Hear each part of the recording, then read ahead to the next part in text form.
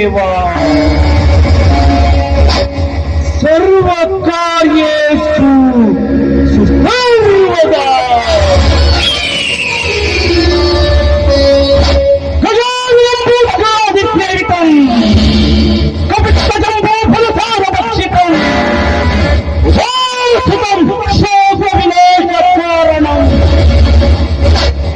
ನಮಾಮಿ ವಿಘ್ನೇಶ್ವರ ಪಾದ ಪಂಕಜ.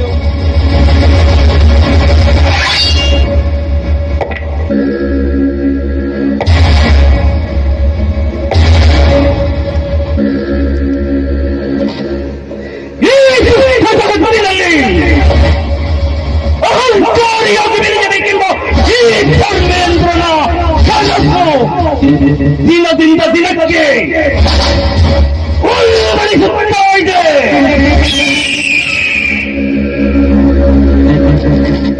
ಸೇಡಿನ ಮಹಾಪರ್ವತ ಜ್ವಾಲಾಮುಖಿಯಿಂದ ಹಿಡಿದು ಇಡೀ ಭೂಪ್ರಪಂಚವನ್ನ ಆಕ್ರಮಿಸಿಕೊಳ್ಳುತ್ತಾ ಇದೆ.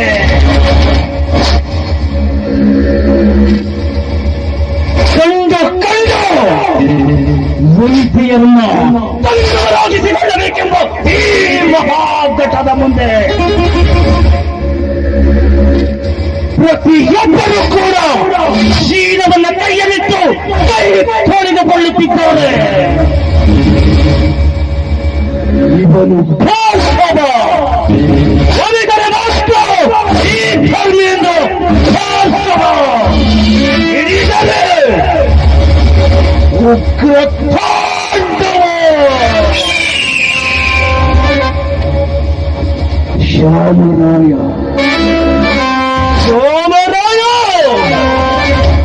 ನಿನ್ನ ಇಡೀ ಕುಲವನ್ನ ಸರ್ವನಾಶ ಮಾಡಬೇಕೆಂದು ಪಣ ಕೊಟ್ಟಿರುವ ಹಿಡಿದಾಗರ ನಾನು ಹೃದಯಲ್ಲಿ ದ್ವೇಷವೆಂಬ ಹಾಕಿಕೊಂಡಕ್ಕೆ ರಕ್ತದಿಂದ ದಿನವೂ ನೊಂದ ದೀಪವನ್ನು ಬೆಳಗುತ್ತಿರುವ ಈ ಧರ್ಮೇಂದ್ರ ಸತ್ಯದಲ್ಲೇ ನಿನ್ನ ಇಡೀ ಕುಟುಂಬವನ್ನ ಬೀದಿಯಲ್ಲಿ ತಂದು ನಿಲ್ಲಿಸಿ ಒಬ್ಬೊಬ್ಬರು ಕೂಡ ಬೀದಿಯಲ್ಲಿ ಭಿಕ್ಷೆ ಎತ್ತುವುದನ್ನ ನನ್ನ ಕಣ್ಣುಗಳಿಂದ ನೋಡ್ತಾನೆ ಅನ್ನೋದನ್ನ ಮರಿಬೇಡ. ಶ್ರೀಮಂತಿಕೆಯ ಮನುವಿನಿಂದ ಮೆರೆಯುತ್ತಿರುವ ನಿನ್ನನ್ನು ಈ ಧರ್ಮೇಂದ್ರ ಒಮ್ಮನೆ ಬಿಡುವ ಜಾಯವನ್ನು ನೆನಪಿರಲಿ. ಈ ಧರ್ಮೇಂದ್ರ ಸಿಡಿದೆದ್ದರೆ ಸಿಡಿ ನೋಗರ ಅನ್ನುವುದನ್ನ ಸತ್ಯದಲ್ಲೇ ನಿನಗೆ ತೋರಿಸ್ತಾನೆ. ಮೋಸವೆಂಬ ಪರದೆಯ ಹಿಂದೆ ಹೇಗೆ ನಾಟಕವಾಡಿ ನಿನ್ನನ್ನು ಮಾಡ್ತೀನಿ ಅನ್ನೋದನ್ನ ಕಾದು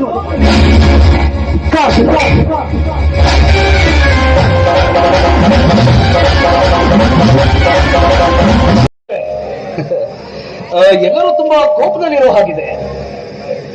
ಇಷ್ಟಕ್ಕೂ ಇವನು ಏನ್ ತಪ್ಪು ಮಾಡಿದ್ದಾನೆ ಅನ್ನೋದು ನನಗೆ ಅರ್ಥ ಆಗ್ತಾ ಇಲ್ಲ. ಅವನೇನು ಚಿಕ್ಕ ಹುಡುಗನಲ್ಲ, ಬೆಳೆದು ನಿಂತಿದ್ದಾನೆ. ಅವನಿಗೆ ಯಾವ ರೀತಿಯಾಗಿ ಇರಬೇಕು ಅನ್ನೋದು ಬಹುಶಃ ನನಗನ್ಸಿದ ಮಟ್ಟಿಗೆ ಅವನಿಗೆ ಗೊತ್ತಿದೆ ಅಂತ ಅಂದ್ಕೊಳ್ತೀನಿ. ಅಷ್ಟಕ್ಕೂ ಅವನಿಗೆ ಎಲ್ಲಿ ಹೋಗಿದ್ದಾನೆ ಅಂತ ನೀವು ತಿಳ್ಕೊಂಡಿದ್ದೀರಾ? ನಾನು ಕೇಳ್ತಾ ಇರೋದು ಅವನಲ್ಲಿ ಅದನ್ನೇ.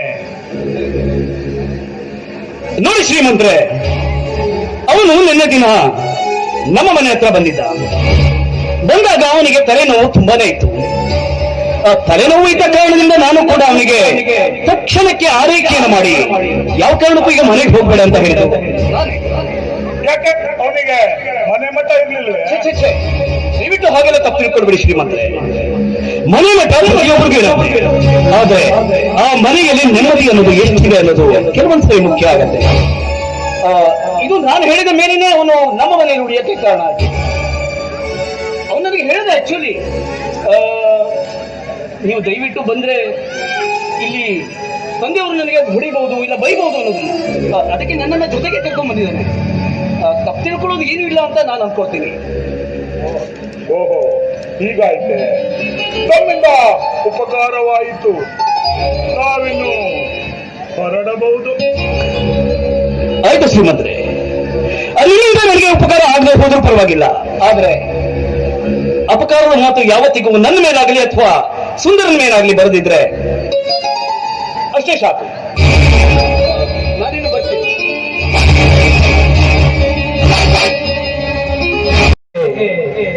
ವಿಷ ಬೀಜ ಏನಾದ್ರೂ ಬಿತ್ತಿ ನಿನ್ನ ಮೇಲೆ ಏನಾದ್ರೂ ಹೇಳಿರ್ಬೋದಾ, ಚಾಡಿ ಏನಾದ್ರು ಅಂತ? ಇಲ್ಲ ಅಂತಿದ್ರೆ ನಿಮ್ಮಣ್ಣ ಈ ರೀತಿಯಾಗಿ ನೀನು ಹುಡುಕ್ತಾ ಇರ್ಲಿಲ್ಲ ಅಲ್ವಾ? ಚಾಡಿ ಹೇಳಿದ ನನ್ನ ಮಕ್ಕಳು ತಣ್ಣಗಿರ್ಲಿ. ಇನ್ನು ನನಗೆ ಆ ಮನೆನೂ ಬೇಡ, ಅವರ ಸಹವಾಸನೂ ಬೇಡ. ಅವರೇ ಆ ಭೂಮಿಯನ್ನೆಲ್ಲ ಇಟ್ಟುಕೊಂಡು ಹಾಯಾಗಿರಲಿ. ನೀನು ಹಾಗೆ ಹೇಳಿದ್ರೆ ತಪ್ಪಾಗತ್ತೆ. ಅವರ ದೃಷ್ಟಿಯಲ್ಲಿ ಈಗ ನೀನಾಗಲೇ ಸತ್ತು ಹೋದ ಜೀವಿಯಾಗಿದ್ದೀಯ. ಅವರು ನಿನ್ನನ್ನು ಯಾವತ್ತಿಗೂ ಉಳಿಸಿಕೊಳ್ಳುವುದಕ್ಕೆ ಯಾವ ಪ್ರಯತ್ನವೂ ಕೂಡ ಮಾಡೋದಿಲ್ಲ. ಪ್ರಯತ್ನ ಪಡಬೇಕಾಗಿರುವುದು ಯಾಕೆಂದ್ರೆ ನಿನ್ನ ಪ್ರತಿಯೊಂದು ಆಸ್ತಿಯೂ ಕೂಡ ಅವರ ಕೈಯಲ್ಲಿದೆ. ಆ ಒಂದು ಆಸ್ತಿಗಾದರೂ ಕೂಡ ನೀನು ಆ ಮನೆಯ ಹೊಸ್ತಿಲನ್ನ ಪದೇ ಪದೇ ಪದೇ ಉಳಿಯಲೇಬೇಕಾಗುತ್ತದೆ. ನಾನು ಹೇಳೋದು ಈಗ ನಿನಗೆ ತುಚ್ಛವಾಗಿ ಕಾಣಬಹುದು, ಆದರೆ ನನ್ನ ಮುಂದಿನ ಆಲೋಚನೆಯಲ್ಲ ನಿನ್ನ ಜೀವನದ ಆ ಒಂದು ಗುರಿಯ ಬಗ್ಗೆ ಇರೋದ್ರಿಂದ ಯಾವ ಕಾರಣಕ್ಕೂ ಕೂಡ ನೀನು ನಿನಗೆ ಬರಬೇಕಾದ ಆಸ್ತಿಯನ್ನಾಗಲಿ ಅಥವಾ ನಿನಗೆ ಸೇರಬೇಕಾದ ಆ ಸಂಪತ್ತಾಗಲಿ ಯಾವುದನ್ನು ಬಿಡಬಾರ್ದು ಅಂತ ನಾನು ನಿನಗೆ ಒಬ್ಬ ಗೆಳೆಯನಾಗಿ ಹೇಳ್ತಾ ಇದ್ದೀನಿ. ಅವರೆಲ್ಲ ಏನ್ ಮಾಡ್ತಾರೋ ಮಾಡ್ಲಿ, ಅದು ಹೇಗೆ ಜೀರ್ಣಿಸಿಕೊಳ್ತಾರೆ ಅಂತ ನಾನು ನೋಡ್ತೀನಿ. ನೋಡಿ, ನೀವು ನನ್ನ ಹಿತೈಷಿಗಳು, ನಿಮ್ಮನ್ನ ಬಿಟ್ಟು ನಾನೇನು ಮಾಡಲಾರೆ. ನಿನ್ನ ಈ ಒಂದು ಮಾತು ಈ ಧರ್ಮೇಂದ್ರನ ಮನಸ್ಸಿನಲ್ಲಿ ನೂರಾರು ಯೋಚನೆಗಳನ್ನ ಹುಟ್ಟುಹಾಕ್ತಾ ಇದೆ. ನೀನು ಯಾವುದಕ್ಕೂ ಭಯ ಪಡುವಂತ ಅವಶ್ಯಕತೆ ಇಲ್ಲ.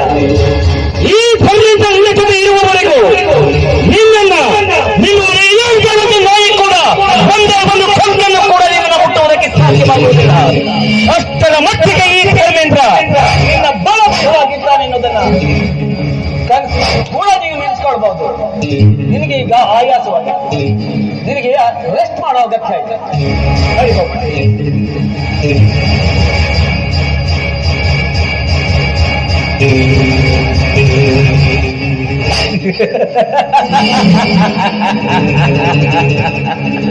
ಕಿಚ್ಚಡಿ ಕೋಡಾಗಿದೆ. ಕೋಡಿದ ಕೆಂಡದಲ್ಲಿ ಅದೇ ಬೆಲೆಯ ಅದೇ ಸದಸ್ಯ ಸೋಮರಾಯನ ಇನ್ನೊಂದು ಮಗ. ಅವನ ತಲೆಯಲ್ಲಿ ವಿಷ ಬೀಜಗಳನ್ನ ಬಿಚ್ಚಿ ಆ ವಿಷ ಬೀಜಗಳು ಬರವಾಗಿ ಅದು ಹಣ್ಣು ಕೊಡಬೇಕು. ಆ ಹಣ್ಣುಗಳನ್ನೆಲ್ಲ ಈ ಧರ್ಮೇಂದ್ರ ಇಚ್ಛೆಯಿಂದ ರಸಾಯನ ಮಾಡಿ ಕುಡಿಯಬೇಕು.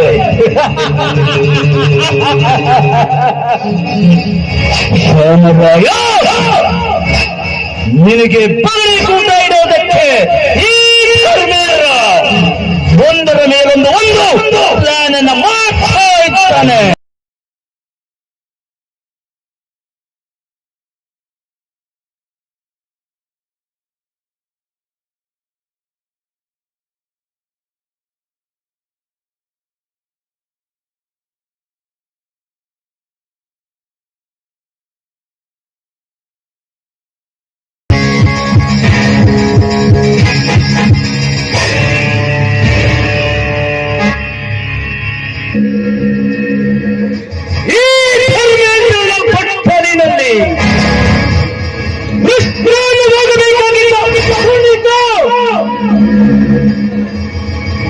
ಇನ್ನೊಬ್ಬನ ತೋಟಿನಲ್ಲಿ ಸರಿಯಾಗಲು ಹೊರಟಿದ್ದಾರೆ. ಅಲ್ಲಿಗೆ ನಾನು ಕಟ್ಟಿಕೊಂಡ ಕನಸು,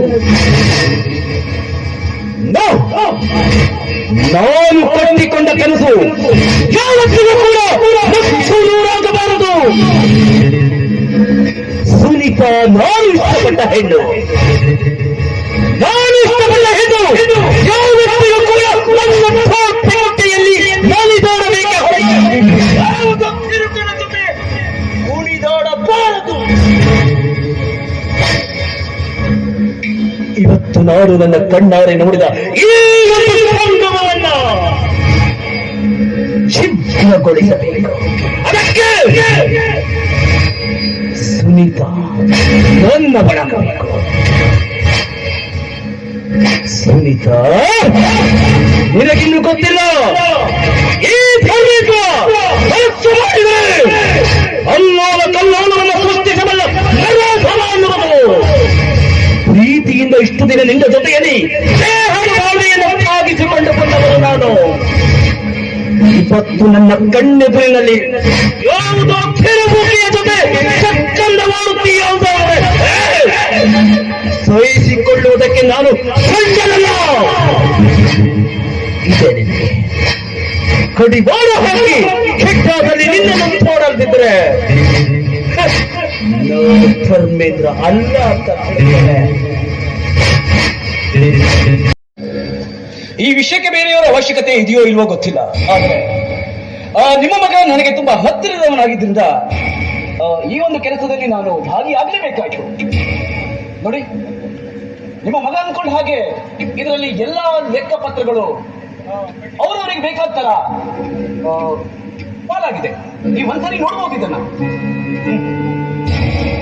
ನೋಡಪ್ಪ ಧರ್ಮೇಂದ್ರ, ಇಬ್ಬರು ಎದುರಿಗೆ ನಿಂತಿದ್ದಾರೆ. ಯಾರಿಗೆ ಯಾವುದು ಬೇಕೋ ಅದನ್ನ ಅವರು ತೆಗೆದುಕೊಳ್ಳಲಿ. ನೋಡಿ, ಎಲ್ಲವನ್ನು ನೀವು ರೆಡಿ ಮಾಡಿಕೊಂಡ ಮೇಲೆ ಮತ್ತೆ ನನ್ನನ್ನೇನು ಕೇಳುವುದು? ಎಲ್ಲವನ್ನೂ ಅವರೇ ಮಾಡಿಕೊಂಡು ಬಂದಿದ್ದಾರೆ ಚಾಮರಾಯರು. ಮತ್ತೆ ಏನು ಅವಶ್ಯಕತೆ ಇಲ್ಲ, ಮೊದಲೇ ಪ್ಲಾನ್ ಮಾಡಿಕೊಂಡು ಬಂದಿದ್ದಾರೆ. ಇದು ಯಾವುದೇ ರೀತಿಯ ಪ್ಲಾನ್ ಅಲ್ಲ, ಇದು ನಿಮ್ಮ ಮಗನ ಬಯಕೆ ಹಾಗೂ ನಿಮ್ಮ ಮಗನ ಆಸೆ. ಅವರ ಒಂದು ಆಸೆಯನ್ನ ನಾನು ಮುಂದೆ ನಿಂತು ಮಾಡಿದ್ದೇನೆ ಹೊರತು ಬೇರೆ ಯಾವ ರೀತಿಯ ಕುತಂತ್ರವಾಗಲಿ ಅಥವಾ ಅತಂತ್ರವಾಗಲಿ ನನ್ನಿಂದ ನಡೆದಿಲ್ಲ. ಶಂಕರ್, ನೀನಾದ್ರೂ ನೋಡ್ಬೋದಲ್ಲ, ಈ ಮನೆಯ ಹಿರಿಯ ಮಗ ನೀನು. ಮೊದಲು ಪಾಲ್ ಕೇಳಿದ್ದು ಅವನಿಗೆ ಯಾವ್ದು ಬೇಕೋ ಅದನ್ನ ತೆಗೆದುಕೊಳ್ಳಲಿ, ಉಳಿದಿದ್ದು ನನಗಿರ್ಲಿ. ಈಗಲಾದರೂ ನಿನ್ನ ಮನಸ್ಸಿಗೆ ಸಮಾಧಾನವಾಯಿತೇನೋ?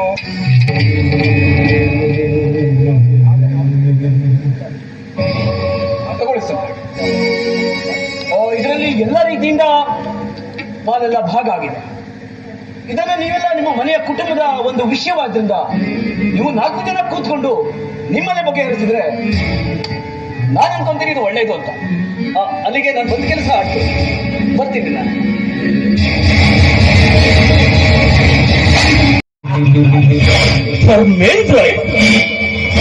ಮನಸ್ಸು ಸರ್ವನಾಶವಾಗುವಂತೆ ನೋಡಿಕೊಳ್ಳುವುದೇ ಧರ್ಮೇಂದ್ರನಿಗಿರುವ ಇನ್ನೊಂದು ಕೆಪಾಸಿಟಿ. ಶ್ಯಾಮಣ್ಣ, ಬೀದಿಯ ಭಿಕ್ಷುಕನಾಗಿ ಅಲ್ಲಿಯೋ ಕಾಲ ತುಂಬಾ ಹಬ್ಬ ಇದೆ ಕೇಳು.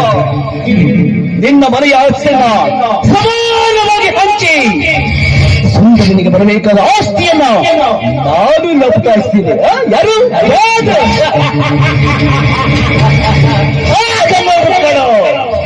ಶ್ರೀಮಂತಿಕೆಯ ದಬ್ಬಾಳಿಕೆಯಿಂದ ಬರುತ್ತಾ ಇರುವ ನೀನು ಭಿಕ್ಷುಕನಾಗಿ ಬೀದಿ ಬೀದಿಯಲ್ಲಿ ಅಲಿತೀಯ. ಈ ಧರ್ಮೇಂದ್ರ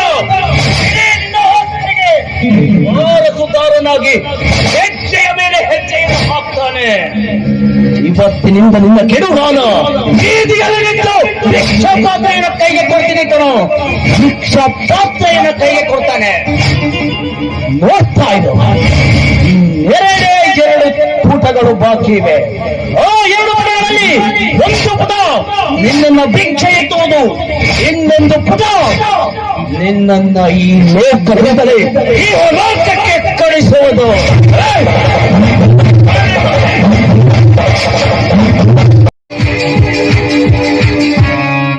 ಹಲೋ ಧರ್ಮೇಂದ್ರ. ಹಾಯ್ ಬಲೇಂದ್ರ, ಹೇಗಿದ್ದೀರಾ? ಆರಾಮಿದ್ಯಾ ತಾನೆ? ಓ ಸೂಪರ್, ನೀವು ಹೇಗಿದ್ದೀರಾ? ಆರಾಮಿದ್ದೀನಿ. ಮತ್ತೆ ಕಾಡೋಕೆ ಅಪರೂಪ ಆಗ್ಬಿಟ್ಟಿದ್ದೀರಾ? ನನ್ನದು ಮದುವೆ ಆಯ್ತಲ್ಲ. ಮದುವೆ ಆದ ಕಾರಣಕ್ಕೆ ಎಲ್ಲೂ ಹೊರಗಡೆ ಬರಬಾರ್ದು ಅಂತ. ಅದು ನಿನಗೆ ಹೇಗೆ ಗೊತ್ತಾಗ್ತದೆಯೋ? ಮದುವೆ ಆದವರಿಗೆ ಮಾತ್ರ ಗೊತ್ತು ಅದರ ಅನುಭವ. ನನಗಿದ್ರ ಅಭ್ಯಾಸವೇ ಇಲ್ಲ. ಮತ್ತೆ ಅದೇನಾದ್ರೂ ನನ್ನ ಹೆಂಡತಿಗೆ ಗೊತ್ತಾದ್ರೆ ಕೇವಲ ಮದುವೆಯಾದ ಮಾತ್ರಕ್ಕೆ ಸಿಗರೇಟ್ ಬೇಡ ಅಥವಾ ಹೊರಗಡೆ ಎಂಜಾಯ್ ಮಾಡೋದು ಬೇಡ ಅನ್ನುವ ಇಂಥ ಒಂದು ಮನುಷ್ಯನನ್ನು ನಾನು ಹಿಂದೆ ನೋಡೇ ಇಲ್ಲ ಕಣೆ. ಅಂದ ಹಾಗೆ ನೀನ್ ಅನ್ಕೊಂಡಿರ್ತೀಯ, ನೀನ್ ತಪ್ಪು ಮಾಡಿದ್ರೆ ಎಲ್ಲಿ ನಿನ್ನ ಹೆಂಡತಿಗೆ ಗೊತ್ತಾಗಿ ಹೆಂಡತಿಯಿಂದ ಎಲ್ಲಿ ತೊಂದರೆ ಆಗತ್ತೆ ಅನ್ನೋದಲ್ಲ. ಆದ್ರೆ ಹೆಂಡತಿಯರು ಮಾಡುವಂತಹ ತಪ್ಪುಗಳು ಗಂಡನ ಕಿವಿಯವರೆಗೂ ಬರೋದೇ ಇಲ್ಲ. ಅಂದ್ರೆ ನೀನ್ ಮಾತಾಡ್ತಾ ಏನೋ ಗೂಢಚಾರಿಯಾಗಿ ಮಾತಾಡ್ತಾ ಇದೆಯಾ? ಗೂಢಚಾರಿಯಾಗಿ ಮಾತಾಡ್ತಾ ಇಲ್ಲ ನರೇಂದ್ರ.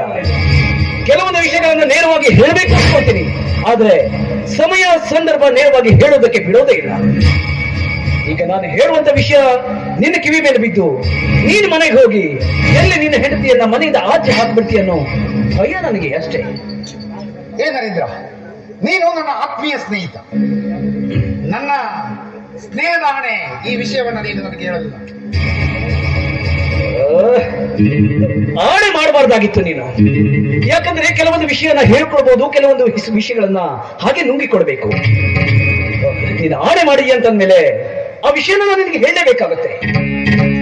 ಶಂಕರ್ ಗೊತ್ತಿರ್ಬೋದು ನಿನಗೆ. ಈಗಾಗಲೇ ನೀನ್ ಮದುವೆ ಆಗಿರೋ ಹೆಂಡತಿ ಶಂಕರ್ನ ಮೊದಲನೆಯ ಲವರ್. ಅವರ ಪ್ರೀತಿ ಎಷ್ಟರ ಮಟ್ಟಿಗೆ ಗಾಢವಾಗಿತ್ತು ಅಂತಂದ್ರೆ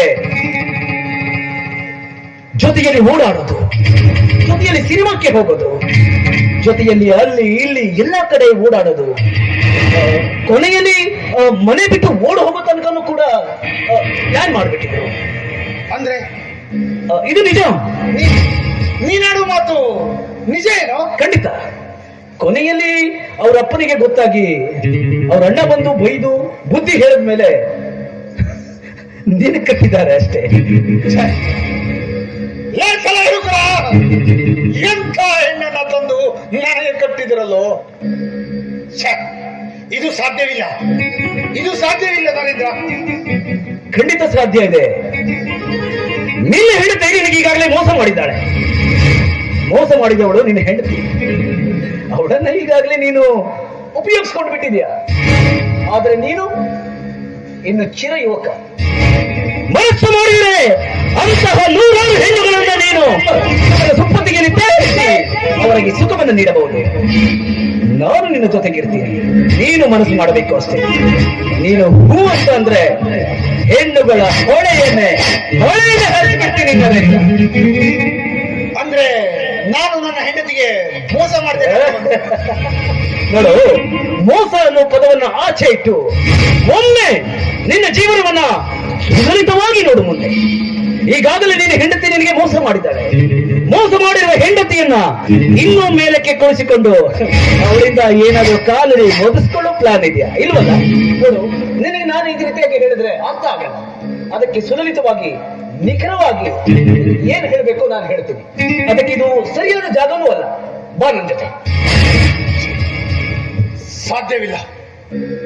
ಯಾವುದೋ ಅರೆಗಳಿಗೆಗಳಲ್ಲಿ ನಾನು ನನ್ನ ಹೆಂಡತಿ ಆಗುತ್ತವಳನ್ನ ಮೋಸದಿಂದ ನಾನು ತಿರುಚಿಕೊಳ್ಳದೆ ಸಾಧ್ಯನೇ ಇಲ್ಲ ಗೆಳೆಯ. ಎಲ್ಲೋ ಏನೋ ಅಡಗಿದೆ, ಎಲ್ಲೋ ಏನೋ ಅಡಗಿದೆ. ಅದಕ್ಕೆ ಪ್ರತಿಯೊಂದಕ್ಕೂ ಉತ್ತರವನ್ನ ಈ ಧರ್ಮೇಂದ್ರ ನಿನಗೆ ಸವಿರವಾಗಿ ಹೇಳ್ತಾನೆ.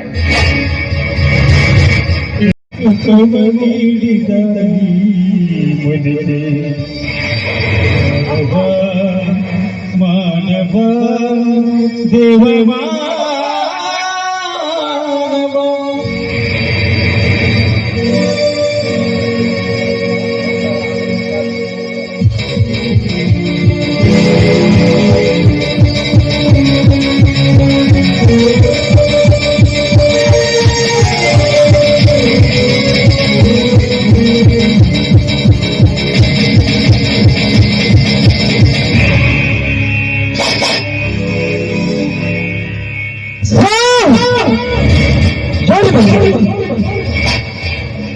ಶ್ರೀಮರಾಯನ ಮನೆಯಲ್ಲಿ ಸ್ವಂತ ಮಗನ ಸೋಲು.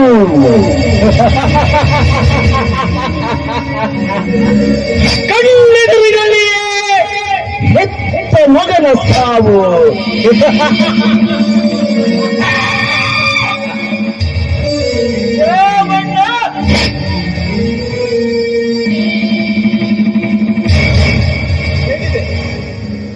ಈ ಧರ್ಮೇಂದ್ರನ ಖಯಾಮತ್ ಅಂದ್ರೆ ಅಂದ್ರೆ ನನ್ನ ಮಗನನ್ನ ಕೊಲೆ ಮಾಡಿದ್ದು ನಾನೇ ಕೊಲೆ ಮಾಡಿದ್ದು. ನಿನ್ನ ಮಗನನ್ನ ನೀನು ಸಾಯಿಸಲ್ಲ ಅನ್ನೋ ಕಟ್ಟು ಸತ್ಯ ನನಗೆ ಯಾವಾಗಲೂ ಗೊತ್ತಿತ್ತು. ಆ ಒಂದು ಕಾರಣಕ್ಕಾಗಿ ನಿನ್ನ ಮನೆಯಲ್ಲಿ ವಿಷ ಬೀಜವನ್ನು ಬಿತ್ತಿ ನಿನ್ನ ಮಕ್ಕಳು ನೀನು ಎಲ್ಲರೂ ಚಿತ್ರವಾಗುವಂತೆ ಬಗಣಿ ಗೂಟವನ್ನೇ ಇಟ್ಟೆ. ಈಗ ನಂದ ದೀಪದಂತೆ ಬೆಳಗ್ತಾ ಇದ್ದ ಈ ಮನೆ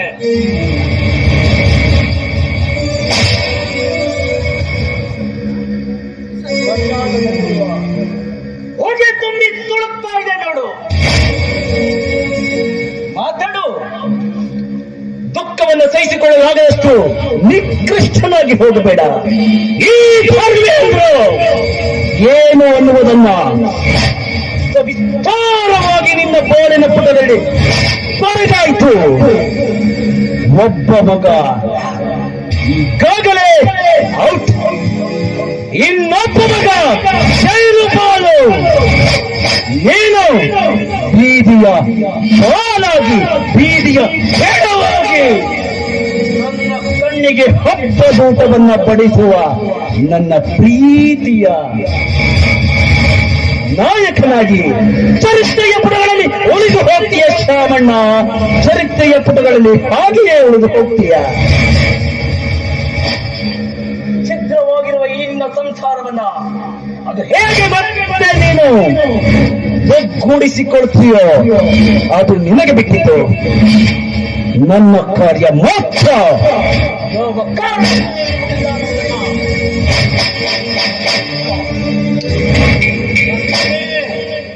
ಮತ್ತೆ ಬರ್ತೀನಿ ಸ್ಮಶಾನ ಮಾಡೋಕೆ.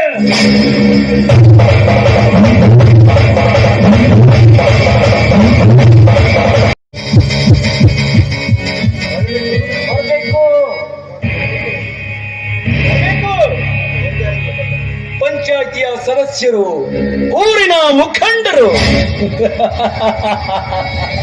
ನಿಧಾನ. ಕಾಲೇನಾದ್ರೂ ಜಾರ್ ಬಿಟ್ರೆ ಎತ್ತೋಕೆ ಇಲ್ಲಿ ಯಾರೂ ಇಲ್ಲ.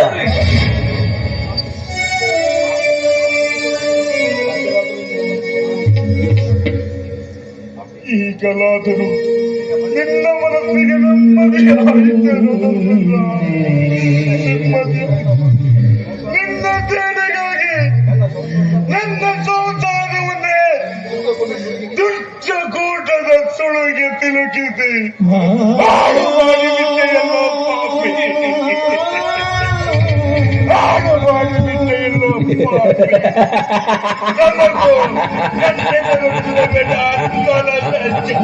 ಶ್ರಾವಣ,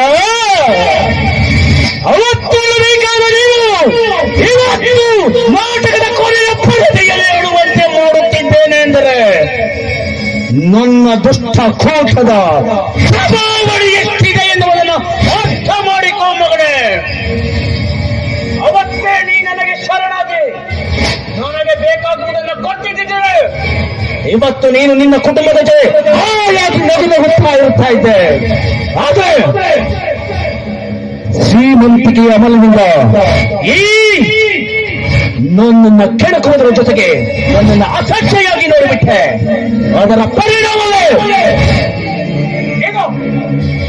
ಪಂಚಾಯಿತಿಗೆ ಕರೆಸಿ ಅವಮಾನ ಮಾಡಿಸ್ಬಿಟ್ಟಲ್ಲ. ನೆನಪಿದ್ಯಾ? ಒಂದೇ ಒಂದ್ಸಲ ಜ್ಞಾಪಿಸ್ಕೋ. ನೋಡು ಧರ್ಮೇಂದ್ರ, ನಿನ್ನ ಎಂಜಲು ಕಾತಿಗೆ ಬದುಕೋನಲ್ಲವೋ ಶ್ಯಾಮರಾಯ. ನಿನ್ನ ಪಾಪದಾಣವನ್ನು ಎಂದು ಮುಟ್ಟಲಾರೆ. ಬೇಕಾದರೆ ತಿನ್ನಲು ಅನ್ನವಿಲ್ಲದೆ, ಕುಡಿಯಲು ನೀರಿಲ್ಲದೆ, ಸಾವಿನ ಮನೆ ತೊಳೆದೇಡುವುದನ್ನು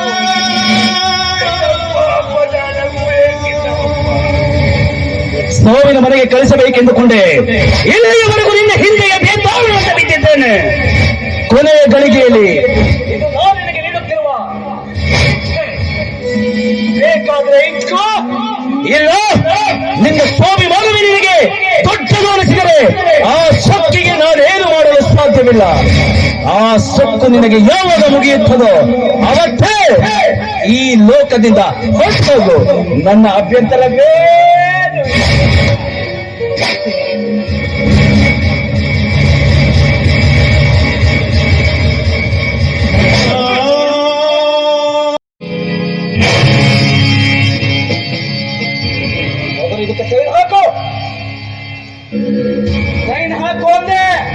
ಏ ನಾಯಿ, ನೀನು ಕುಡಿಸಿದ ಹಾಗೆ ಕುಡಿಯೋದಕ್ಕೆ ನಾನೇನು ಊರ್ ನಾಯಿ ಅಂತ ತಿಳ್ಕೊಂಡಿದ್ಯಾ? ನಾನು ಸೈನ್ ಹಾಕೋದಿಲ್ಲ ಅಂದ್ರೆ ಸೈನ್ ಹಾಕೋದಿಲ್ಲ. ನೀನು ಯಾವ ಕಾರಣಕ್ಕೆ ಸೈನ್ ಹಾಕುವುದಿಲ್ಲ ಅನ್ನೋದನ್ನ ನಾನು ನೋಡ್ತೀನಿ.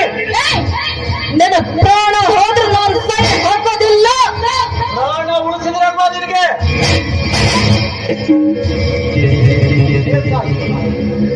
ಈ ಆಸ್ತಿ ಪತ್ರ ನನ್ನ ಹೆಸರು ಬರ್ಬೇಕು. ಯಾವ ಕಾರಣಕ್ಕೂ ಕೂಡ ನೀನು ಸೈನ್ ಹಾಕದೆ ಹೋದ್ರೆ ನೀನು ಜೀವಂತವಾಗಿ ಈ ಭೂಮಿ ಮೇಲೆ ಇರಲ್ಲ. ಯೋಚನೆ ಮಾಡು, ಮತ್ತೆ ಮತ್ತೆ ಯೋಚನೆ ಮಾಡು. ಸರಿಯಾದ ಯೋಚನೆ ಮಾಡಿ ನಾನು ಹೇಳ್ತಾ ಇದ್ದೀನಿ, ನಾನ್ ಸೈನ್ ಹಾಕೋದಿಲ್ಲ. ಏನ್ ಮಾಡ್ತೀವಿ? ಸೈನ್ ಹಾಕಲ್ಲ ನೀನು? ಇಲ್ಲ.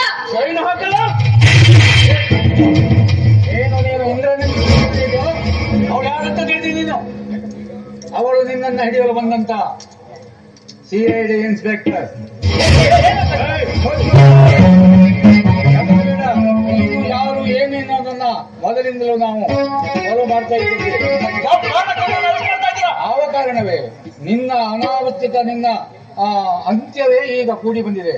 ನಿನ್ನ ಕಾರಣಗಳನ್ನ ಇವಳು ವಿಡಿಯೋ ಮಾಡಿ ನಮ್ಮ ಡಿಪಾರ್ಟ್ಮೆಂಟ್ಗೆ ಕಳಿಸಿದ್ದಾಳೆ. ಇವಳ ಸಾಹಸಕ್ಕೆ ನಮ್ಮ ಡಿಪಾರ್ಟ್ಮೆಂಟ್ ತುಂಬಾ ಮೆಚ್ಚಿದೆ. ನಿಮ್ಮಂತ ಪಾಪಿಗಳ ದುಷ್ಟ ಕೂಟವನ್ನ ಸೇರಿ ಇವಳು ಸಾಹಸದ ಹೆಣ್ಣಾಗಿ ನಮ್ಮ ಡಿಪಾರ್ಟ್ಮೆಂಟ್ ನಲ್ಲಿ ಕೆಲಸ ಮಾಡಿದ್ದಾಳೆ. ಇನ್ನು ನಿನ್ನು ಬಾಯಿ ಬಿಚ್ಚುವ ಹಾಗಿಲ್ಲ. ನಿನ್ನ ಕತೆ ಇಂದಿಗೆ ಅಂತ್ಯ.